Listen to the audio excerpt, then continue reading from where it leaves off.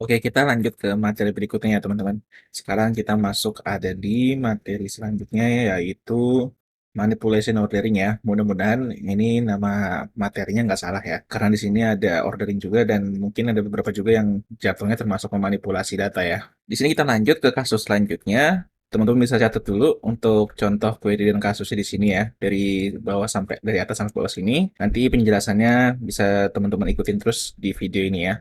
Sekarang kita mulai dari kasus yang pertama dulu ya. Di sini kita akan menggunakan group by atau distinct ya. Yang pertama kasusnya adalah tampilkan tempat kelahiran seluruh guru yang terdaftar di sekolah ya. Sebenarnya ini kita eksekusi yang ini sah-sah saja ya, karena sebenarnya jatuhnya sudah menampilkan seluruh tempat kelahiran guru yang terdaftar di sekolah saat itu ya teman-teman. Di sini kalau kita lihat datanya banyak yang sama ya teman-teman datanya. Ini kita coba misalkan susun di order ya. Nah, kelihatan ya. Bekasi, Bekasi, terus ada Bogor, Bogor, Depok, Jakarta, dan Tangerang ya teman-teman. Ya ini aku pakai istilah yang gampang aja dari Jabodetabek ya. Di sini kita bisa ngeliat bahwa datanya masih kembar ya teman-teman. Atau ada yang duplikat lah, seperti itu ya. Kita kan nggak mungkin yang memberikan data seperti ini ya kalau misalkan orang minta. Coba dong tampilin aja guru-guru kita tuh lahirnya dari mana aja sih, ya kan? Kalau seperti ini kan kurang enak dilihat ya. Ada yang dari Bekasi, ada yang dari Bogor. Lebih enak lagi dilihat kalau misalkan hasil query-nya itu nggak duplikat seperti ini ya. Melainkan hanya ya sudah Bekasi ya Bekasi aja, Depok ya Depok aja, ya sudah itu masing-masing kota satu baris gitu loh ya. Itulah fungsinya dari group by dan distinct ya teman-teman. Di sini kita bisa tambahin aja group by ya, bird add di sini ya.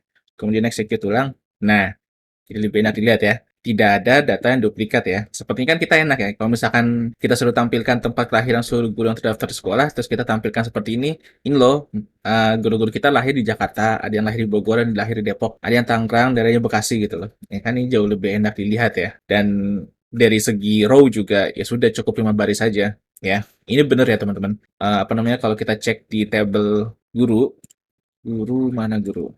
Ya, memang guru itulah, aku cuma ngambil dari Jabodetabek aja ya. Oh, sorry kebalik. Nah, memang ada Tangerang, Jakarta, Depok, ya, Bogor, Bekasi ya. Berarti itu emang benar ya, guru-guru yang terdaftar di sekolah di luar archive ini memang lahirnya dari Jakarta, Depok, Bogor, Bekasi, dan Tangerang ya teman-teman. Berarti grup by ini sudah betul ya, menampilkan seluruh tempat kelahiran guru yang terdaftar di sekolah ya.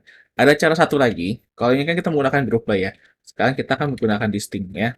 Kalau distinct, kalau grup kan di belakang ya, grup by ya. Kalau distinct itu di depan. Setelah select, kita bisa tambahin distinct di sini. Kemudian birth nya kita masukin ke dalam kurung ya. Ini nggak usah pakai spasi, nggak apa-apa ya. Kemudian kita execute, hasilnya sama aja ya. Kenapa hasil sama aja? Karena sekarang nggak langsung group by sama distinct, itu outputnya sama ya. Tapi cara kerjanya berbeda ya. Distinct berusaha mengambil satu data saja apabila seluruh datanya kembar ya. Oleh karena itu, di sini kita bisa menampilkan Jabodetabek ya. Nggak double-double kayak tadi sebelumnya waktu di awal ya. Kalau group by, dia itu mengelompokkan hasil baris yang sama ya. Jadi distinct hanya mengambil satu, kalau misalkan sama nggak diambil lagi. Tapi kalau group by, dia itu mengelompokkan ya data yang sama menjadi satu data ya. Jadi distinct dan group by itu dua hal yang berbeda tetapi outputnya bisa sama ya. Dan penggunaan distinct atau group by itu tergantung kasus ya teman-teman.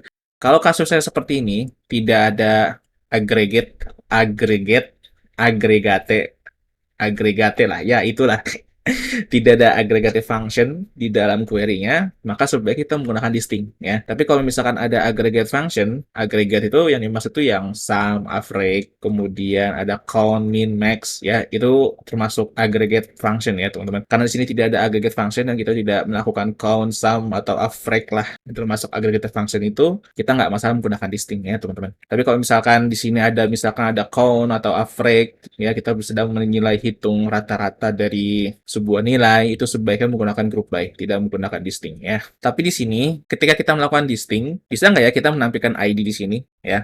Kita coba misalkan sini ID gitu ya. Kemudian kita jalankan, bisa ya. Bisa-bisa saja, tapi datanya jadi nggak bisa di-filter atau tidak bisa dipisahkan dari data yang sama value birth nya. Kenapa? Karena kalau misalkan ID nggak kita tampilin, kita hanya menampilkan 5 baris data.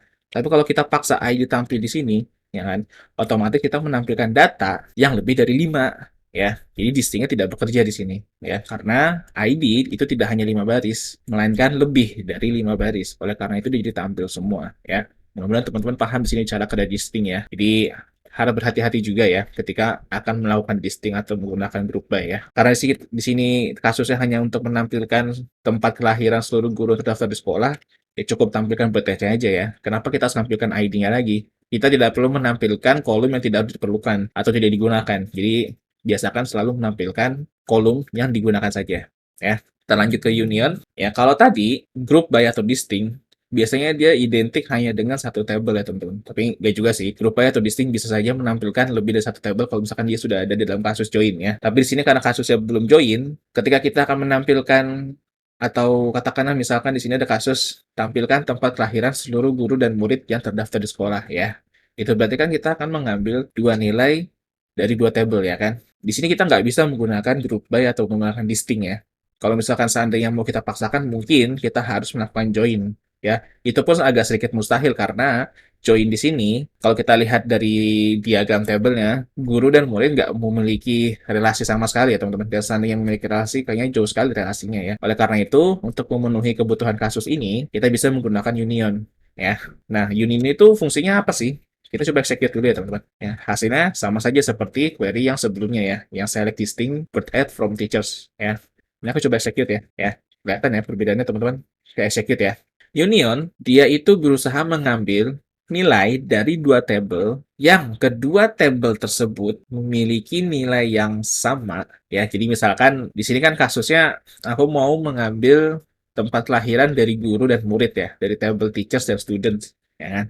Kebetulan di table teachers dan student ini memiliki dua kolom yang sama, yaitu tempat kelahiran atau birth at ya. Nah, di sini kita bisa melakukan union. Ketika kita ingin menampilkan dua-duanya atau kita ingin mencari misalkan pelanggan kita dan supplier kita tuh dari kota mana sih?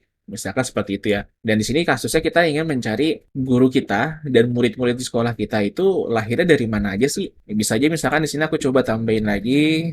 Sekarang aku tambah satu murid deh. Di sini aku tambah satu murid ya. Misalkan di sini aku tambahin Puru Sakti deh. Boh, gila. King Harem dong. Laki-laki sendirian di sini. Nggak apa-apa lah. Ini cuma batas saja ya. Oke, sini udah aku tambahin ya. Misalkan aku ikutan sekolah di Blue Archive ya, angkatan 2022, lahir di Cilegon, lahir tanggal 1 Januari tahun 2008. Ya, ini perumpamaan doang nih ya. Semua data yang aku kasih di sini palsu semua, kecuali data-data murid Blue Archive, birth date-nya benar sama namanya ya. Oke, misalkan aku coba jalanin lagi, akan nambah satu Cilegon ya. Karena Cilegon juga termasuk data birth at ya. Seandainya aku tambahin lagi Cilegon, ya dia tetap nambahnya hanya satu ya. Karena Union dia itu termasuk group by atau termasuk distinct juga ya. Dia itu mengelompokkan dua nilai dari dua table antara kedua table tersebut itu value-nya sama. Konteks samanya di sini ya tipe datanya sama dan memang datanya itu dua hal yang berkaitan atau dua hal yang sama gitu loh ya. Misalkan di sini contohnya ya, tempat kelahiran ya birth at sama-sama birth at ya sama. Itu dua kolom yang secara nggak langsung sama meskipun dari tabel yang berbeda. Jadi fungsinya union adalah bisa dikatakan seperti inilah. Dia melakukan grouping untuk dua table ya dengan kolom nilai yang sama. Sekali lagi ya, dengan kolom nilai atau jenis atau konteks datanya sama ya. Mudah-mudahan aku nggak salah nih penjelasannya. Yang aku baca-baca lagi sih kurang lebih seperti itu ya penjelasannya. Jadi dia itu mengelompokkan dua nilai dari tabel yang berbeda gitu. Bisa lebih juga. Misalkan ada tabel lainnya, kemudian misalkan tabel pengurus kampus gitu ya. Bisa saja tadi tambah satu lagi. Kebetulan di pengurus kampus itu juga ada kolom birth at. Bisa melakukan union sekali lagi ya. Jadi union itu sifatnya untuk multiple table ya. Sementara kalau group by itu hanya untuk satu table. Itu juga salah satu perbedaan antara group by dengan union ya teman-teman. Mudah-mudahan teman-teman paham penjelasannya ya. Kalau misalkan kurang paham, teman-teman bisa cari lagi ilmunya atau materinya tentang union ya. Union SQL cari aja di internet pasti ketemu lah. Di sini aku coba kasih contoh ya bahwa kita bisa menampilkan atau secara nggak langsung menggabungkan atau mengelompokkan dua nilai yang sama dari dua tabel yang berbeda. Ya, mudah-mudahan teman-teman paham. Oke, kita lanjut ke order by. Tadi kita sudah coba union dan group by ya serta distinct. Kita coba sekarang lanjut ke order by. Sederhana ya teman-teman, order by hanya menyusun susunan tampilan hasil dari query-nya ya, mau kita susun dari ascending atau descending ya, sederhana aja ya. Tapi by default kalau kita nggak deklarasikan mau ascending atau descending, by default dia akan melakukannya secara ascending ya. Jadi kita bisa lihat bahwa yang pertama kali muncul di baris pertama adalah yang lahir di tahun 2006 ya. Berarti ini ascending ya teman-teman. Dia dimulai dari nilai yang paling kecil ya. Kalau nggak salah paling kecil ya. Ini misalkan kita coba jangan berdate ya. Kalau nggak salah ascending itu memang dari yang paling kecil deh. Generation misalnya. Nah, bener ya. Dari kecil ya. Karena generasi 2020 yang paling atas. Ya, kita balikin lagi ke ya, karena di sini perintahnya atau contoh kasusnya adalah tampilkan tanggal kelahiran siswa dimulai dari yang paling dahulu lahir. Jadi bisa dibilang yang paling tua dulu ya teman-teman. Di sini bisa kelihatan bahwa ada Takanashi Hoshino, kalau nggak salah Hoshino dari Video School ya. Di sini bisa dibilang dia paling tua ya, karena dia lahir tahun 2006, tanggal 2 Januari ya. Di Tangerang aja, Hoshino, Tangerang Pride gitu. Ya contoh doang ya. Jadi si Hoshino di sini yang paling tua secara nggak langsung ya, karena dia yang lahir paling dulu. Kita coba sekarang misalnya kita susun menggunakan descending. Kita coba. Nah, di sini sekarang yang paling muda akan muncul duluan paling atas ya, karena bisa dibilang di sini datanya yang dimulai dari paling besar ya. Kita bisakan di sini kita tukar juga, misalnya kita jadi generation ya. Muncul yang tahun 2022 dulu ya teman-teman. Bisa dilihat di sini ya. Jadi jelas bahwa descending itu adalah untuk data yang paling besar ya. Kalau misalkan bilangannya angka ya teman-teman. Kita coba lagi untuk birthdate susun by descending ya. Sini bisa dilihat ada Midori sama Momo ya, yang bisa dibilang paling muda dan paling unyu ya. Dua kucing ini emang aduh Bogor Pride lagi. Berarti bisa dibilang bahwa descending adalah menyusun data dari yang paling besar. Karena tahun ini kalau kita lihat dari date ya, tahunnya paling besar ya 2008 ya teman-teman. Oke. Itu tadi order by ya. Sederhana aja ya. Aku yakin teman-teman paham lah. Nggak perlu aku sampai kasih tahu cara bacanya ya teman-teman. Selain birthdate ya, kita juga bisa misalkan yang lain dari full name misalkan ya. Kalau misalkan ascending, seharusnya mulai dari A sih ya. Kalau ini aku lihat kelihatannya dia mulai dari oh sorry, ini ada spasi di belakang Misonomika ya. Ini kita bisa perbaiki dulu datanya ya. Save, kemudian execute lagi. Benar ya, ascending itu dimulai dari A ya teman-teman. Tapi kalau misalkan kita desk, dia akan mulai dari paling bawah atau paling Z, yang paling mendekati dengan huruf Z. Jadi di sini ada Turu Sakti yaitu aku. Aku memang jatuhnya karena di sini huruf T dan U, dia semakin dekat dengan Z, jadi dia tampil duluan kalau misalkan ditampilkan dengan descending. Ya, sederhananya seperti itu ya teman-teman. Mudah-mudahan teman-teman paham terkait order by. Kita lanjut ke alias. Di sini kasusnya adalah meminta untuk menampilkan kolom nama lengkap, surel, dan tempat kelahiran para siswa ya teman-teman. Sebetulnya secara tampilan sudah fine-fine aja ya. Di sini kita sudah menampilkan full name, email, dan birth ya. Tapi kolomnya masih nggak sesuai dengan kasus yang diminta. Misalkan benar-benar klien maunya, ih saya nggak mau ini tampilannya full name, email, birth saya mau bahasa Indonesia aja. Misalkan permintaan seperti itu ya, contoh kasusnya ya. Maka kita bisa menggunakan alias. Misalkan di sini kita tinggal tambahin as aja ya, untuk mendeklarasikan sebuah alias ke suatu kolom yang akan kita tampilkan atau kita gunakan di dalam query tersebut. Kemudian di sini kita deklarasikan aliasnya sebagai apa nih, ya kan? Kita kasih sini adalah nama lengkap. Begitu juga dengan yang lainnya ya teman-teman. Oke, di sini cara bacanya itu kurang lebih begini ya. MySQL, tolong tampilkan kolom full name dengan alias nama lengkap, begitu seterusnya, email, surel, birth tempat kelahiran dari table student. Kita coba execute, hasilnya sama aja, tapi kolomnya dia berubah jadi nama lengkap, surel, dan tempat kelahiran ya. Nah, alias ini selain dia mencoba mengubah nama kolom ya, atau secara nggak langsung di sini melakukan manipulasi ya. Sebetulnya kolomnya nggak nama lengkap, tapi full name gitu. Tapi karena permintaan klien tampilinnya menggunakan nama lengkap, ya sudah kita manipulasi supaya dia menjadi nama lengkap. Kita berikan alias dia untuk full name-nya yaitu nama lengkap. Begitu juga dengan email dan birth ya. Selain alias untuk kolom ya, kalau misalkan teman-teman nanti sudah masuk ke materi join, alias ini akan sangat-sangat mudah membantu teman-teman ya supaya query-nya lebih mudah dibaca, karena ada kasus terkadang sebuah nama kolom itu suka kepanjangan ya, dan karena kepanjangan kemudian kita melakukan join dan query-nya itu jadi jelimet, dibacanya pun nggak enak. Lebih baik kita gunakan alias untuk sedikit atau setidaknya bisa membantu supaya query-nya lebih mudah dibaca. Itu untuk penjelasan alias ya, mudah-mudahan teman-teman paham. Ya, dasarnya dia hanya memanipulasi atau mengubah sebuah nama kolom yang akan kita gunakan di query atau ingin kita tampilkan. Oke, kita lanjut ke kasus selanjutnya, yaitu di sini ada case ya. Di sini kasusnya adalah tampilkan guru yang masih aktif mengajar di sekolah. Ya, seharusnya teman-teman udah paham sih kalau misalnya teman-teman tadi ketik di awal, kayaknya memang ini untuk memanipulasi data ya. Ini kita coba execute. Di sini kita lihat memang di table guru ada status ya.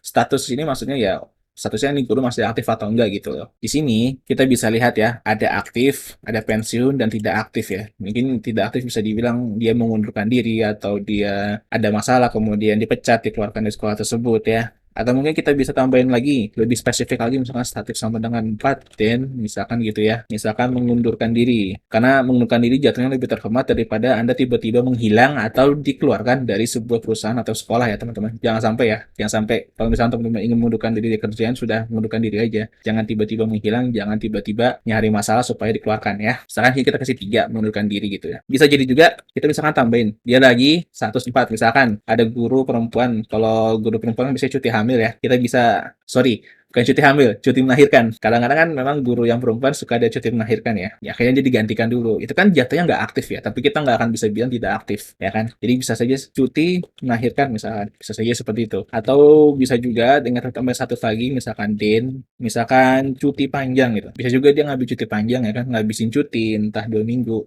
ya kan? Misalkan kita save, terus kita misalkan eksekusi, ya sebenarnya nggak ada perubahan dari query, dari hasil query-nya ya. Karena di sini statusnya datanya satu semua. Kecuali misalnya kita ganti di sini. Ada yang misalkan si dolar makna, dia baru melahirkan anak pertamanya, kita ganti jadi 4 ya. Kalau tidak salah ya tadi. Ya betul, cuti melahirkan ya. Kemudian ada si quiz, misalkan Bapak quiz ini mengundurkan diri. Oh sorry, ini si dolar makna ternyata laki-laki, kebalik ya. Nah, kita coba ganti ya. Kita save, kita balik ke script, kita execute, jadi kelihatan ya teman-teman. Kita baru saja memanipulasi output dari sebuah query ya, yang seharusnya di sini tulisannya 4, tapi malah jadi mengundurkan diri. Yang seharusnya tulisannya 1, tapi malah jadi aktif ya. Nah, bisa saja kita tambahin lagi misalnya. Ini kan status ya teman-teman. Kalau misalnya teman-teman mau bikin satu lagi ya, kan masih ada satu lagi nih di table teacher, yaitu gender ya. Di sini kita hanya menggunakan kode ya, P sama L ya. Misalkan di sini kita mau tampilkan perempuan dan laki-laki gitu ya. Bisa aja, kita tinggal tambahin koma, terus kita tulis lagi case, kita deklarasikan value-nya yang akan menggantikan value P dan L itu ya. Kita tinggal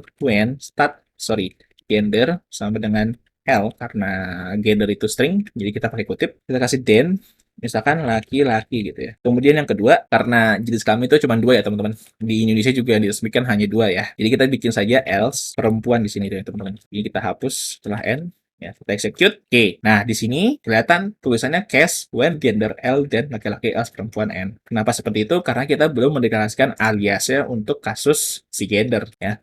Kita tinggal tambahin as gender di sini ya. Nah, execute maka aman ya. Kita informasi aja teman-teman. Kalau teman-teman sudah menggunakan case, teman-teman nggak perlu tulisin lagi di sini gender dan status ya. Karena kalau misalkan teman-teman deklarasikan di select, oh ini kurang koma ternyata. Ya, ketika di-execute, maka hasilnya akan jadi double. Ada gender status sampai double seperti ini. Kenapa seperti itu? Karena pada dasarnya, status dan gender hasil dari case itu sebenarnya secara nggak langsung nggak berkaitan dengan data yang ada di table tersebut ya. Ya memang ada berkaitan ya untuk pengondisian nilainya. Tapi kita bisa hover ke sini, no corresponding table column. Ya kan? Jadi secara nggak langsung mereka itu adalah kolom yang nggak ada di table tersebut gitu loh. Jadi gender dan status ini yang tercipta dari case itu adalah kolom, bisa dibilang kolom tambahan lah atau kolom goib lah. Sebenarnya nggak ada di table itu, tapi kita manipulasikan supaya ada ya kan? Untuk mengganti perannya si gender dan status ini. Karena secara nggak langsung datanya tidak bisa dibaca dengan mudah. Oleh karena itu di sini teman-teman nggak perlu tampilkan lagi atau deklarasikan lagi di select, cukup begini saja, execute, sudah cukup status dan gender. Terkecuali teman-teman memang butuh untuk keperluan developer misalnya, ya kan? Ya kalau memang kebutuhan developer sebetulnya case-nya ini tidak perlu kita jalankan di query, biarkan saja programmernya yang mengatur di halaman websitenya. Kalau gendernya P, maka tampilkan perempuan, kalau gendernya laki-laki, maka tampilkan laki-laki, seperti itu ya. Maka kita tidak perlu case ini, kita cukup seperti ini aja. Untuk kebutuhan developer sepertinya nggak masalah, tapi kalau misalkan kebutuhan laporan, sebaiknya kita gunakan case seperti itu ya. Ini kasih koma, execute, nah aman ya. Jadi kita nggak perlu deklarasikan kolom gender dan status yang aslinya dari table tersebut. Terakhir ada limit. Sebelum lanjut ke limit, mudah-mudahan teman-teman ngerti ya untuk case ya. Sederhana aja, setiap kondisi bisa ditambah terus ya. Nggak berpatok pada maksimal 5, maksimal 10, nggak ya. Bisa diterus saja selama kondisinya jelas dan memang diperlukan. Dan bisa lebih dari satu kolom selama kolomnya ada. Selalu akhiri dengan N. Kalau perlu, kasih alias ya, kalau memang diperlukan. Ya, segitu aja untuk penjelasan tambahan case. Kita lanjut ke limit. Di sini ada kasus. tampilkan data murid per halaman hanya 5 murid. Jadi katakanlah ada sebuah website itu menampilkan daftar murid Blue Archive gitu ya. Kliennya minta satu halaman nampilin 5 murid aja. Kita coba execute dulu ya. Execute, sini tampil ya 5 dimulai dari ID 1 ya. Kenapa setelah 5, maksudnya sebelum 5 ada 0 di sini. Jadi limit itu memiliki dua parameter ya teman-teman. Tapi parameternya di sini nggak seperti parameter dalam function ya. Mereka nggak dikasih kurung di sini. Nah, kan langsung aja. Jadi setelah limit nggak pakai tanda kurung ya. Nah, 0 ini adalah indikator atau semacam sejenis penanda teman-teman ini mau ngambil data sebanyak 5 murid dari angka berapa sih? Dimulai dari baris ke berapa sih? Nah, jadi 0 ini menunjukkan sebagai aku itu ingin ngambil data murid dari table student dimulai dari baris ke 0 atau baris pertama. Kalau misalkan aku barisnya baris ke 1, teman-teman perhatikan ID-nya ya. Jadi kita mulai dari ID 1. Kalau misalkan aku mulai dari 1, maka yang muncul adalah ID 2 duluan. Kenapa seperti itu? Ya, MySQL juga memulai perhitungan barisnya dari 0 khusus untuk sintak limit seperti ini ya teman-teman. Dia dimulai dari 0. Oleh karena itu, kita set di sini sebagai 0. Sehingga memunculkan halaman pertama dimulai dari data yang paling pertama atau baris yang paling pertama ya. Ini kan untuk halaman pertama ya. Kalau misalkan teman-teman mau menampilkan halaman kedua, maka query-nya tinggal ganti aja. Ini jadi dimulai dari data yang ke 6. Ke 6 ya teman-teman, bukan ke 5. Karena 0 kita hitung nih di sini. Konsepnya sama lah kalau array, kayak array ya. Array selalu dimulai dari 0. Begitu juga dengan MySQL. Barisnya selalu dimulai dari 0 ya. Maka 5 itu adalah bilangan ke-6 dari 0 sampai 5 ya. Mudah-mudahan teman-teman nggak bingung nih. Jadi halaman kedua itu seperti ini ya query-nya. Nah, muncul dimulai dari 6 sampai 10. Kita kembali ke halaman 1. Nah, 1 2 3 4 5 balik lagi ke halaman 2. 6, 7, 8, 9, 10 ya. Mudah-mudahan teman-teman paham. Jadi indikator sebelum jumlah data yang mau kita tampilkan per halaman, fungsinya adalah mau mulai dari data baris yang keberapa. Sekali lagi, dimulai dari data baris yang keberapa. Dan baris MySQL selalu dimulai dari 0 ya. Itu berarti 5 sama dengan data dari ke-6. Karena 0 dihitung antara bilangan 0 sampai bilangan 5. Kalau misalkan kita hitung ya. Kalau nggak percaya nih, 0, 1, 2, 3, 4, 5. Ya kan? Ini 1, 2, 3, 4, 5, 6. Jadi 5 itu 6 ya teman-teman. Di sini konteksnya. Sekali lagi diingetin lagi karena baris SQL dimulai dari 0. Jadi gampang ya sebenarnya bikin query untuk per halaman ya teman-teman. Tinggal select bintang from aja. Terus ya udah. Nanti dia akan menampilkan 5 data dan kita tinggal mainin ininya aja sebenarnya ya kan. Gampangnya seperti itu ya untuk membuat query halaman. Mudah-mudahan teman-teman dapat nih gambarannya dan mudah-mudahan teman-teman paham ya untuk penggunaan limit. Jadi itu tadi ya untuk ordering and manipulation ya teman-teman. Kita sudah cobain group by, order by, case, limit, union, bahkan kita tambahin satu materi lagi yaitu distinct ya teman-teman. Kita akan coba untuk function aggregate maksudnya di video selanjutnya ya teman-teman.